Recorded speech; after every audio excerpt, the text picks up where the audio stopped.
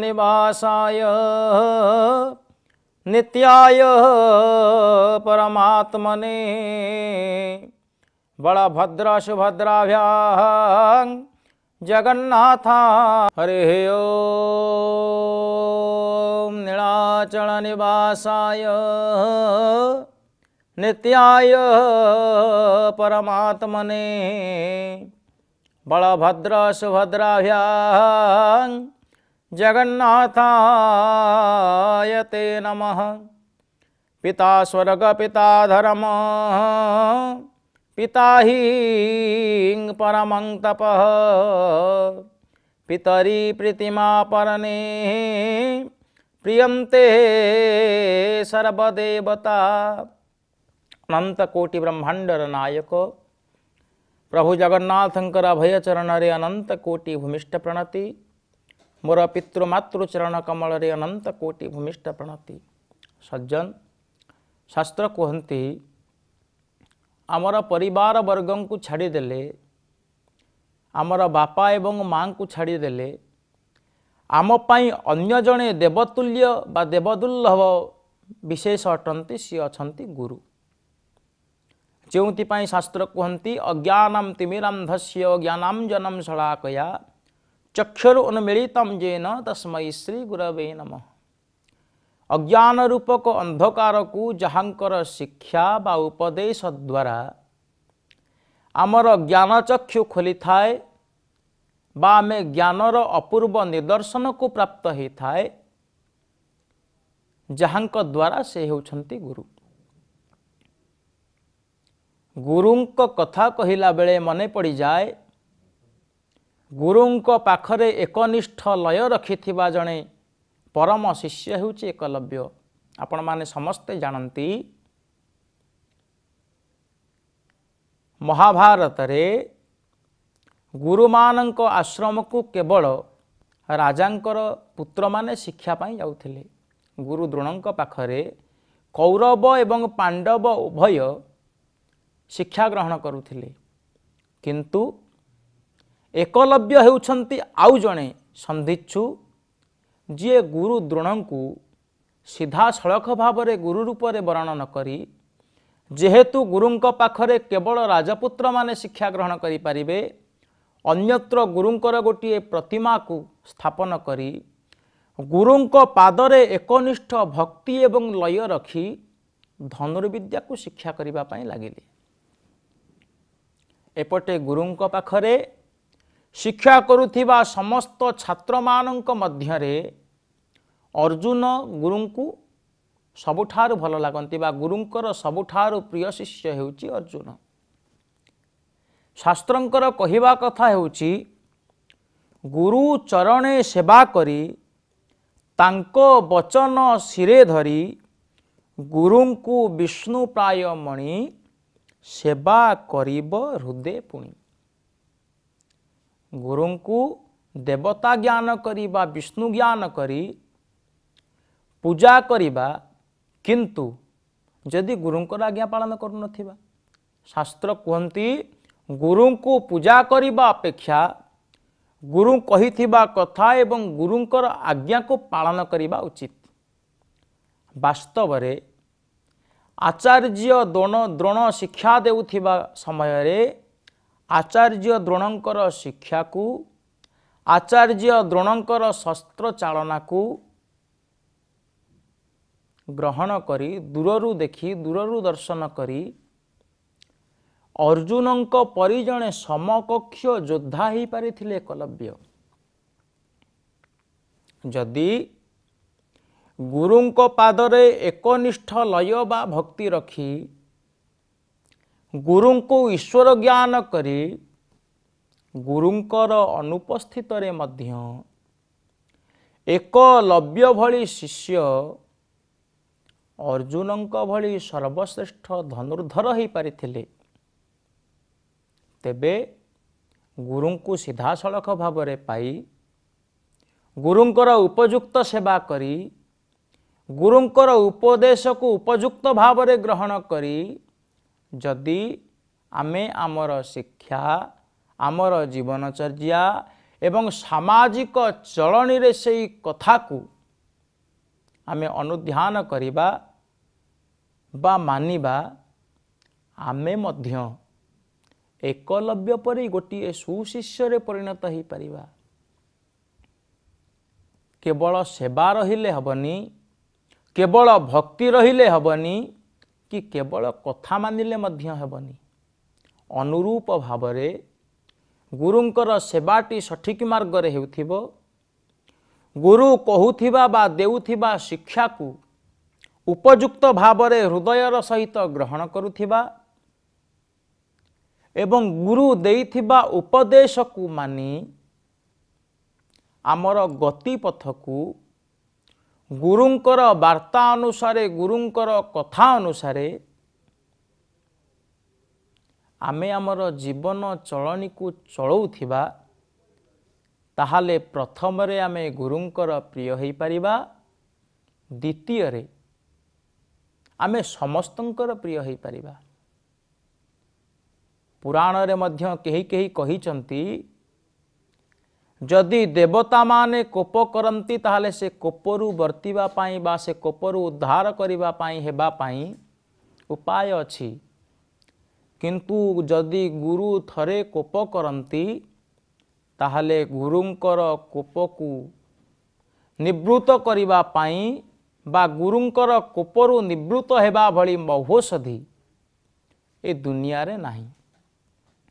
गोटिए पटे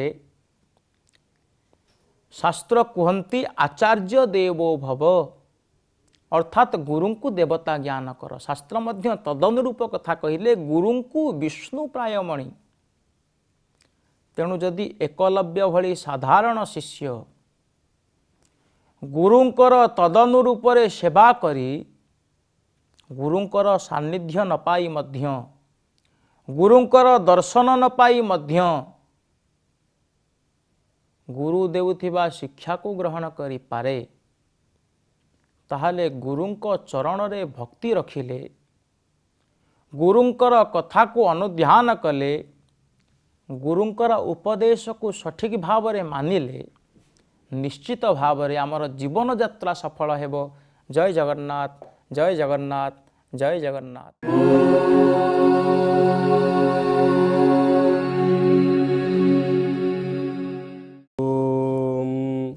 मूकं करोति वाचालं पंगुं लंघयते गिरिं यत्कृपातमहं वन्दे परमानन्दमाधवं परमानन्दमाधवं अखंडकोटिकैवल्यनाथ महाप्रभु श्री जगन्नाथं चरणारविंद जुगलरे शतकोटि प्रणाम। अमृतवाणीर ये अध्याय को आपण मानक समस्त को स्वागत और अभिनंदन।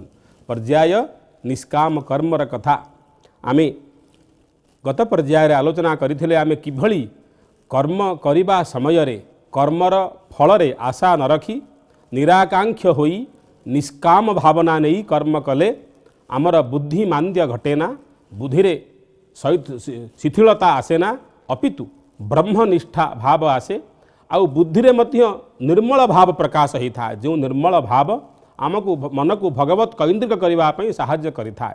ई विषय गुड़िक आम आलोचना करथिले। तेबे आजिर श्लोक संख्या 45। त्रैगुण्य विषया वेदा निस्त्रैगुण्यो भवार्जुन निर्द्वंदो नित्यसत्वस्थो निर्जोग क्षेम आत्मवान। कहउछंती हे अर्जुन किभली तमे निष्काम कर्म करिव ना वेदाः त्रैगुण्य विषयाः वेद समूह तीन गुणर कार्य को ही वर्णना करिथांती। तीन गुणर तेणु तुमे निस्त्रैगुण्य त्रिगुणातीत होई निर्द्वंद्व मध्य होई जा, निर्द्वंद्व हो जा। आउ निर्द्वंद्व हैला परे नित्य सत्वस्थ नित्य सत्व परमात्मा ठारे स्थित होई निर्जोग क्षेम आत्मवान जोगक्षेमर अभिलाष मध्य न रखी परमात्मा परायण हुआ। बड़ा सुंदर सुंदर शब्दमान आम देखिले। निर्द्वंद हवा, त्रिगुणातीत हवा, नित्य सत्वस्थ हवा, जोग निर्जोग क्षेम हवा। ଇ ପାଞ୍ଚଟି ଛଅଟି କାର୍ଯ୍ୟକୁ କିଭଳି ଆମେ ଅନୁଷ୍ଠାନ କରିପାରିବା କହିଲେ ନିର୍ଦ୍ୱନ୍ଦ୍ୱ କିଭଳି ହେବା ନା ତ୍ରିଗୁଣାତ୍ମିକା ସକାମା ଭବନ୍ତି। ନିର୍ଦ୍ୱନ୍ଦ୍ୱ କିଭଳି ହେବ ନା ସୁଖ ଦୁଃଖ ଶୀତୋଷ୍ଣାଦି ଯୁଗଳାନି ଦ୍ୱନ୍ଦ୍ୱାନି ତଦ୍ରହିତାନି ନିର୍ଦ୍ୱନ୍ଦ୍ୱାନି। ସୁଖ ଆଉ ଦୁଃଖ, ଭୟ ଆଉ ନିର୍ଭୟ, ରାଗ ଆଉ କ୍ରୋଧ, ଲାଭ ଆଉ କ୍ଷତି, ଶ୍ରେୟ ଆଉ ପ୍ରେୟ, ଏଇ ସବୁ ଗୁଡ଼ିକୁ ଦ୍ୱନ୍ଦ୍ୱ କୁହାଯାଏ। ଦିବସ ଆଉ ରାତ୍ରି, ସକାମ ଆଉ ନିଷ୍କାମ, ୟାକୁ ଦ୍ୱନ୍ଦ୍ୱ କୁହାଯାଏ। ତେବେ ଏଇ ଭାବନାରୁ ଆମେ ଦୂରେଇ ଆସିଲେ ଆମେ ନିର୍ଦ୍ୱନ୍ଦ୍ୱ ହେବା। ନିର୍ଦ୍ୱନ୍ଦ୍ୱ ଅର୍ଥାତ୍ ଯେଭଳି ଶୀତର ଶୈତ୍ୟକୁ ଗ୍ରହଣ କରିବାରେ ଯେଉଁ ଅନୁଭବ ହେବ, ଉଷ୍ଣର ଉଷ୍ଣତାକୁ ମଧ୍ୟ ଗ୍ରହଣ କରିବାରେ ସେଇଭଳିଆ ଅନୁଭବ ହେବା ହିଁ ନିର୍ଦ୍ୱନ୍ଦ୍ୱ। ତେଣୁ ହେ ଅର୍ଜୁନ ତୁମେ ନିର୍ଦ୍ୱନ୍ଦ୍ୱ ହୁଅ। ଯଦି ଆମେ ପ୍ରସଙ୍ଗ ବିଷୟରେ ଆଲୋଚନା କରିବା, ଏଠି ଅର୍ଜୁନ କାଳେ ଭାବିଦେବେ ଯେ ଯଦି କର୍ମ ମୁଁ କରିବି ନାହିଁ, ମୋର କର୍ମ ଦ୍ୱାରା ଯେଉଁ ଫଳ ଉତ୍ପତ୍ତି ହେବ ସେ ଫଳରେ ମୋର ପୁଣି ଜନ୍ମ ହେବ ପ୍ରାରବ୍ଧ ଦ୍ୱାରା, ତେବେ ମୁଁ କର୍ମ କରିବି କାହିଁକି? ଯୁଦ୍ଧରେ ଅଂଶଗ୍ରହଣ କରି କ୍ଷାତ୍ର ଧର୍ମକୁ ନିର୍ବାହ କରିବି କାହିଁକି? ଇଏ ପ୍ରଶ୍ନଟି କାଳେ କୌଣସି ସମୟରେ ଅର୍ଜୁନଙ୍କର ମନରେ ଆସିଯିବ। ସେଇ ଆଶଙ୍କାଙ୍କୁ ନିବାରଣ କରିବା ପାଇଁ, ସେ କଥାକୁ ଅର୍ଜୁନଙ୍କ ମନରୁ ବୁଝେଇ ଦେବା ପାଇଁ କହୁଛନ୍ତି ତୁମେ ଆଗ ନିର୍ଦ୍ୱନ୍ଦ୍ୱ ହୁଅ, ତାପରେ ବେଦରେ କୁହାଯାଇଥିବା ତ୍ରୈଗୁଣ୍ୟ ବିଷୟ ଗୁଡ଼ିକୁ ତୁମେ ତ୍ୟାଗ କର। ଆମେ ଏ ବିଷୟରେ ଆମେ ପୁଙ୍ଖାନୁପୁଙ୍ଖ ଭାବରେ ଆଲୋଚନା କରିଥାଇ ବେଦରେ କ'ଣ ରହିଛି ତ୍ରୈଗୁଣ୍ୟ କର୍ମ। ନିସ୍ତ୍ରୈଗୁଣ୍ୟୋ ଭବ ବୋଲି କୁହାଯାଇଛି। ନିସ୍ତ୍ରୈଗୁଣ୍ୟୋ ଭବ, ସତ୍ଵ ରଜ ତମାକୁ ତିନି ଗୁଣ ଆମେ କହୁ। ଯେଉଁଠି ତିନି ଗୁଣର ରହିତ ଅବସ୍ଥା ଆସିଯାଏ ସେଠି ପ୍ରକୃତିର ତିନି ଗୁଣର ସାମ୍ୟାବସ୍ଥା, ସତ୍ଵ ରଜ ତମସାମ୍ ସାମ୍ୟାବସ୍ଥା ଏବଂ ପ୍ରକୃତି। ତେଣୁ ତୁମେ ପ୍ରକୃତିସ୍ଥ ହୁଅ। ଗୋଟିଏ କୌଣସି ଗୁଣକୁ ଅଧିକ ପ୍ରାଧାନ୍ୟ ଦିଅ ନା, ତୁମେ ତାମସିକ ହେଇଯିବ ଯେ ତମ ଗୁଣକୁ ପ୍ରାଧାନ୍ୟ ଦେବ, ରଜୋଗୁଣକୁ ପ୍ରାଧାନ୍ୟ ଦେଲେ ରାଜସିକ ହେଇ। ତେଣୁ ସମସ୍ତ ତିନି ଗୁଣକୁ ତୁମେ ଏକତ୍ରିତ କରି ପ୍ରକୃତିସ୍ଥ ହୁଅ ଆଉ ନିସ୍ତ୍ରୈଗୁଣ୍ୟ ହୁଅ। ନିସ୍ତ୍ରୈଗୁଣ୍ୟ ହେବା ପାଇଁ କ'ଣ ଉପାୟମାନ କହିଥିଲେ ନା ବେଦ ବର୍ଣ୍ଣିତ ସକାମ ଯାଗ ଗୁଡ଼ିକରେ ଯେଉଁ ଫଳ, ସେ ଫଳରେ ବ୍ରତୀ ହୁଅ ନା। ଫଳରେ ବ୍ରତୀ ହେଲେ ସକାମୀ ହେବ, ଫଳ ନ ପାଇଲେ ଦୁଃଖୀ ହେବ। ଆଉ ତମେ ଦୁଃଖୀ ହେଲେ ତୁମର କୌଣସି କର୍ମ ସିଦ୍ଧି ହେବ ନାହିଁ। ଫଳରେ ଆଶା ନ ରଖିଲେ ତୁମେ ଆତ୍ମନିଷ୍ଠ ହେବ, ସତନିଷ୍ଠ ତୁମର ବୁଦ୍ଧି ହେବ, ବୁଦ୍ଧିମାନ୍ଦ୍ୟ ହେବ ନାହିଁ। ତେଣୁ ଏଠି ଆମେ ଆଲୋଚନା କରିଥିଲେ ସ୍ୱର୍ଗ କଥା। ମନୁଷ୍ୟ ସ୍ୱର୍ଗ କାମନା କରିବ ସେ ନା। ତେଣୁ ଯଦି ଆମେ ବୈଦିକ ଦୃଷ୍ଟିଭଙ୍ଗୀରେ ଦେଖିବା, ସ୍ୱର୍ଗ ଗୋଟିଏ ଲୋକ ନୁହଁ, ସ୍ୱର୍ଗ ଗୋଟିଏ ସାମୟିକ ସୁଖ ବିଶେଷ। ତେଣୁ ଦେବତାମାନେ ମଧ୍ୟ ସ୍ୱର୍ଗୀୟ କର୍ମର ଫଳ ସରିଗଲା ପରେ ମର୍ତ୍ତ୍ୟ ଲୋକେ ବିଶନ୍ତି, କ୍ଷୀଣେ ପୁଣ୍ୟେ ମର୍ତ୍ତ୍ୟ ଲୋକେ ବିଶନ୍ତି। ତେଣୁ ସ୍ୱର୍ଗଟା ଆମର ଅନ୍ତିମ ଲକ୍ଷ୍ୟ ହେବା କଥା ନୁହଁ। ମନରେ ପ୍ରଶ୍ନ ଉଠୁଥିବ ଆପଣଙ୍କର, ସ୍ୱର୍ଗ କିଭଳି ଭେଦ ନା ସ୍ୱର୍ଗରେ ମଧ୍ୟ ଭେଦ ଅଛି। ଦେଖନ୍ତୁ ଆପଣମାନେ, ଯଦି ଅଗ୍ନିହୋତ୍ର ଗୋଟିଏ କର୍ମ, ବୈଦିକ କର୍ମ, ଯେଉଁଠାରେ ଅଗ୍ନିହୋତ୍ରୀ ଯିଏ ଯଜମାନ, ସେ ଅଗ୍ନିହୋତ୍ରୀ ଦୈନନ୍ଦିନ କରେ। ଅଗ୍ନିହୋତ୍ର କରିବା ଦ୍ୱାରା ସେ ମଧ୍ୟ ସ୍ୱର୍ଗ ପ୍ରାପ୍ତ ହେଇଥାଏ। ଅଗ୍ନିହୋତ୍ରଟି ପ୍ରତିଦିନ, ପ୍ରତି ସାୟାହ୍ନ, ପ୍ରତି ପ୍ରାତଃ ଦୁଇଟି ଆହୁତି ପ୍ରଦାନ କରିବାକୁ ହିଁ କୁହାଯାଇଥାଏ। ଗୋଟିଏ ଅଗ୍ନି ଆଉ ସୂର୍ଯ୍ୟଙ୍କର ଉଦ୍ଦେଶ୍ୟରେ ସାୟାହ୍ନରେ, ପ୍ରାତରେ ସୂର୍ଯ୍ୟ ଆଉ ଅଗ୍ନିଙ୍କ ଉଦ୍ଦେଶ୍ୟରେ। ଏ ଯୋଡ଼ିଏ ଆହୁତି ଦ୍ୱାରା ଯଦି ଗୋଟିଏ ବ୍ୟକ୍ତି ସ୍ୱର୍ଗ ପାଇଥାଏ, ସୋମଯାଗ କଲେ ମଧ୍ୟ ସେ ସ୍ୱର୍ଗ ପାଇବ।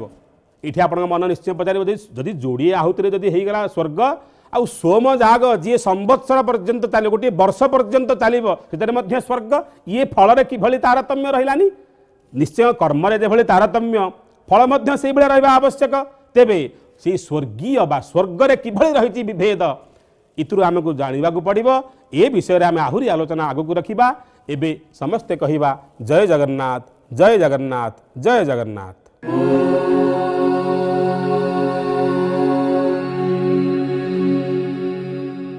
ओम नमो भगवते श्री अरविंदाय। ओम नमो नमः श्री मीरांबिकाय। सर्वसर्गभूपतेरनंत भाग कल्पना कल्प विचरे चरेपि जागरूक चिंतना आदिशक्तिरिखिते न बिभ्रति जगत्त्रयं जीवभावलासिनिह श्यामंबिका मीरा। आज मंगलमय प्रभात रे अगणित दर्शक समाज को मोर भक्तिपूत प्रणाम। आज कार्यक्रम आरंभ करवा परम प्रभु श्री अरविंदर गोटे वाणी। प्रभु कहते जे भगवान मनीष को बेले बेले निज आड़ को आकर्षित करनियंती एवं ताहा पुणी एक क्षिप्र उपाय द्वारा तत्पश्चात ताकू निज सहित जड़ित कर रखती। ताले भगवान कौन ये संसार तांकर भक्त को बाछि नियंती। परमा जननी तार संतान को से कौन सी सूचना प्रदान करती। एथे जना पड़े श्री अरविंद कहती जे he who chooses the divine is also chosen by the divine. जे भगवान को बाछि निए से भगवान को द्वारा पूर्व निर्दिष्ट ही रही थाए। भगवान कथा कहवा भगवान कथा शुणा एवं से आनंद लाभ करवा समस्त भाग्य जुटे ना। कारण सेतिक दिन तपस्या थिले सेतिक दिन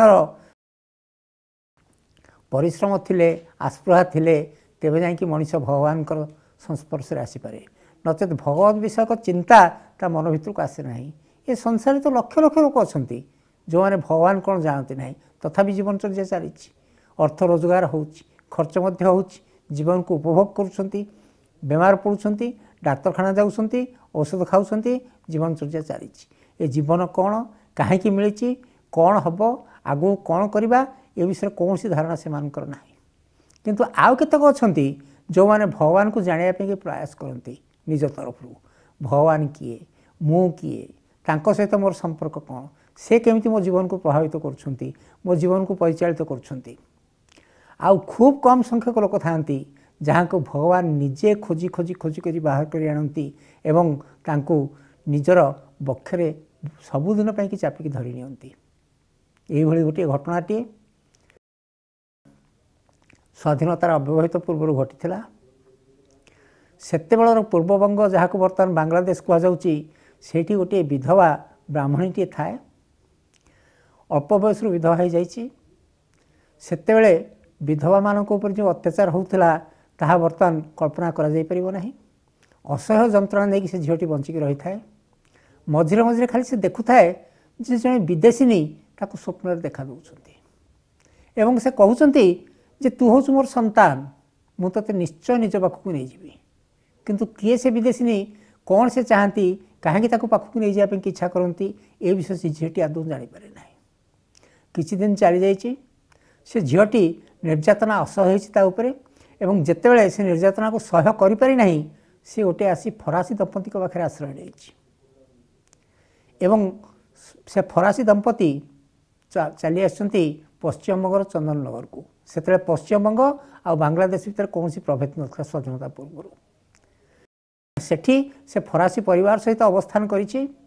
किछि दिन पर से फरासी परिवारटी तांकर केते गुडी भाई मान सहित मिसिया पंडिचेरी चली जाइछन्ति एवं ये झीटी सागर चली जाइछि।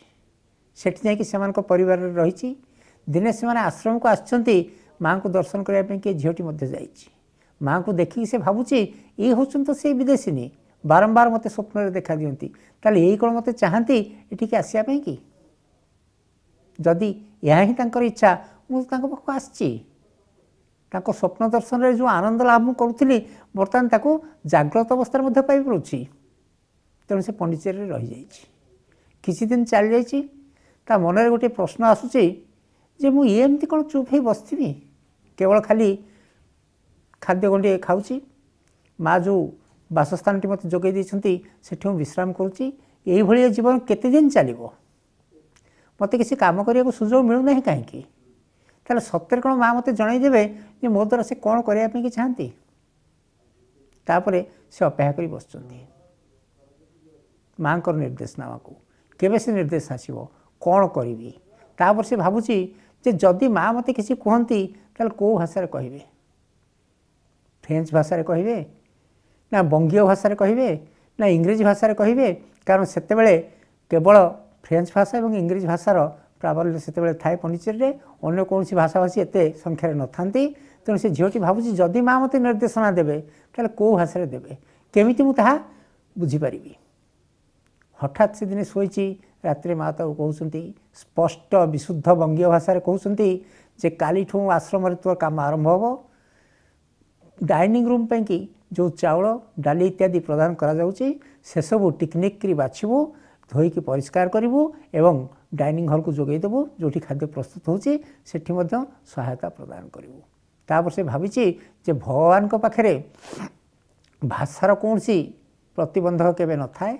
सी चाहिए सबकिछि भाषा मध्य उत्तर प्रदान करि पारंती कारण भाषा तांकर सृष्टि नुहे भाषा हूँ मनुष्यर सृष्टि तथापि मध्य से भाषा को से बुझीपारती एवं मनुष्य जो भाषा बुझीपार ताकू से भाषा बुझे दियंती भगवान अशेष कृपा भगवान मनीष को निज वक्ष को धारण कर निज वक्ष को आकर्षण कर एवं भगवान मनीष को निज वक्षरे सुरक्षित भाव में धरिकी रखिंट किंतु मनीष बुझीपारुना भगवान बाहुबंधन में थाई मध्य से ताहाको पासुरी जाउची से जानीपारुना कहीं गोटे शक्तिशाली हस्त मत नियंत्रण में रखी अधिकांश व्यक्ति क्षेत्र में यही कथा ही सत्य हुए एवं आउ केतक व्यक्ति था जो माने भगवान को बुझीपारती अनुभव करिपारती एवं तांको सहित निजक मिसई दे पारती से भली लोकों संख्या होची खूब कम तापर गीतार कहा जायछि जे को कर्म मनीष करिवो को कर्म करिवो नाही तार तारतम्य निजे मनीष जानि पारे नाही किं कर्म किम अकर्म इति कवय पत्र मोहिता तत्ते कर्मं पवक्षामि जद्ज्ञात्वा मुख्य से अशुभात अर्थात कोटा करणीय नुहे ताहा मनीष पक्ष निर्णय करने संभव नुहे एपरिक बड़ बड़ पंडित मैंने पथभ्रष्ट हो जाती तेणु मुझे से कथा कहूँ जितेबले तू कर्मटी कौन जापर एवं से कर्म कौन ना कौन सी आनंद कि कर्म चयन करना माँ कहती कर्म चयन कर जो कर्म तुमको प्राप्त होती से कर्म भितर आनंद पाइबा की चेष्टा कर एवं से कर्म कौन ता भगवान आमको जनईदेवे जदि आम आस्पृहा से भाई तीव्र रूप धारण कर भगवान को निर्देशित कर्म रे जदि आम जीवन को आम लगे पारू जीवन सार्थक हम तांको इच्छा पूर्ण हम आम लक्ष्यस्थल पहुँची जापर वंदे मातरम।